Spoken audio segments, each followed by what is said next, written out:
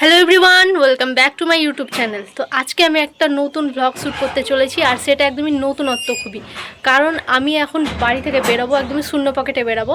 আমার কাছে একটা পয়সাও নেই, আর আমি এখন বাড়ি থেকে বেরিয়ে ক টাকা ইনকাম করব আর কোথায় যাব সেই সব কিছু তোমাদের সাথে শেয়ার করব।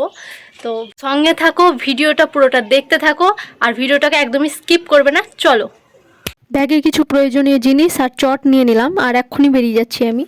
21 থেকে 40-এর মধ্যে তারা যুবসাথী প্রকল্পে অ্যাপ্লিকেশন করবে।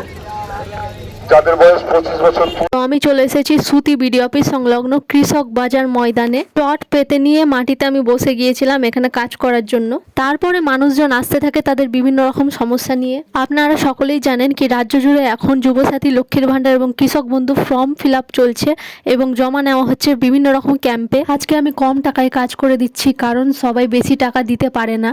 যতটুকু পারছি নিজের মতো করে হেল্প করছি, কারোর ফর্ম ফিল আপ করে দিচ্ছি, কারোর ফর্ম চেক করছি। দেখতেই পাচ্ছেন কত মানুষ লাইন দিয়ে দাঁড়িয়ে আছে। অনেকেই বলছে বেশি টাকা চেয়েছে আরও অন্য জায়গায়, সেই জন্য আমি এখানে কম পয়সায় সবাইকে কাজ করে দিচ্ছিলাম, যাতে মানুষও উপকৃত হয়, আমাকেও খালি হাতে বাড়ি না যেতে হয়। আসলে মানুষের আশীর্বাদ সব থেকে বড় জিনিস। টাকা তো পরেও আসবে, কিন্তু কারোর মুখে হাসি দেখলে সব থেকে বেশি মনে শান্তি লাগে। সব থেকে বড় কথা হলো কি, শিক্ষিত হওয়ার মানে শুধু চাকরি পাওয়া না, মানুষের পাশে দাঁড়ানো, সমাজের পাশে দাঁড়ানো। যদি এই ছোট ছোট কাজে মানুষের পাশে না দাঁড়াতে পারি, তাহলে ওই বড় বড় MA BA ডিগ্রিগুলো কোনো কাজেরই নয়। আজ অনেক মানুষের আশীর্বাদ পেলাম, আপনারা পাশে থাকবেন। আমার কাজ শেষ, এবার আমি চলে যাচ্ছি বাড়ি।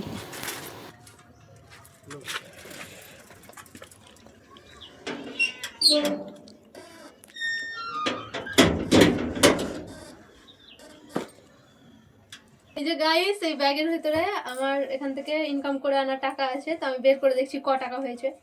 এই যে গাইস, এখানে টোটাল 105 টাকা আছে আজকে। তো টোটাল আজকে আমি 105 টাকা ইনকাম করেছি। বলো, আমার 105 টাকা ইনকাম করেছি, কেমন লাগছে? ভালো লাগছে। কদিন আগে থেকে আরো যেতি, তাহলে পরে আরো ইনকামটা করতে পারতি। গেলি না তো মাঠের মধ্যে অনেকে হাসছিল আমাকে দেখে। আমি মুখ আছে, হাসতেই পারে, নিজের মুখ আছে, নিজের মুখে হাসতেই পারে। নিজের কাজ নিজেকে করতে হবে। তো সব ছেলেরা ফর্ম ফিল আপ করছিল, আমি একজন শুধু মেয়ে ছিলাম ওখানে। ছেলেদের যেমন খাওয়ার লাগে, তেমনি মেয়েদেরও খাওয়ার লাগে, ইনকাম করতে হয়। ছেলে মেয়ে আজকাল সবাই ইনকাম করছে, ইনকাম করতেই হবে, ঘরে বসে থাকলে চলবে না।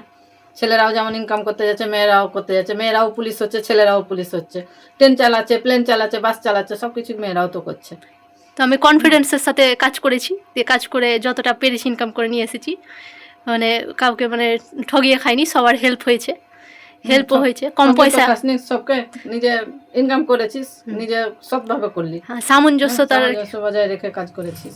সামঞ্জস্যতা রেখে টাকা নিয়েছি, বেশি কারোর কাছেই নিইনি। ঠিকই আছে, এরকমই করে কাজ করতে হবে, এগিয়ে চলতে হবে। এই যে আমার আজকের মতো এতটাই উপার্জন, এর থেকে বেশি উপার্জন করতে পারিনি, আর এর থেকে কমও উপার্জন করিনি। তো টোটাল 105 টাকা উপার্জন করে এসেছি।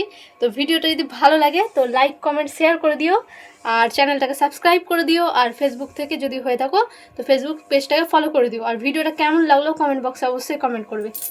টাটা।